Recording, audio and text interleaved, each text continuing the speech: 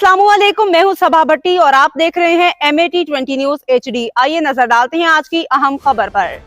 मंडी Bahauddin operation बुनियानुल मरसूस के कामयाबी के बाद शहरी सड़कों पर निकल आए। मंडी बहाउद्दीन रैली गामे की फैमिली और अहलियाने बेकी शरीफ की जानिब से निकाली गई। बेकी शरीफ में पाकिस्तान जिंदाबाद, पाक फौज जिंदाबाद की रैली की क़यादत साबिक चेयरमैन अजहर इकबाल चौधरी, इम्तियाज़ अहमद गामे का, फ़खर हयात गोंदल गामे का, वकास गोंदल गामे का ने गाड़ियों मोटरसाइकिलों पर सवार शहरियों ने पाकिस्तानी परचम उठा रखे थे। रैली में बच्चों, नौजवानों, बुजुर्गों ने बड़ी तादाद में शिरकत की। शहरियों के पाक फौज जिंदाबाद के नारे रैली बेकी शरीफ से शुरू होकर किंग चौक में इख्तिताम पसीर हुई। फिजा पाक फौज जिंदाबाद के नारों से गूंज उठी।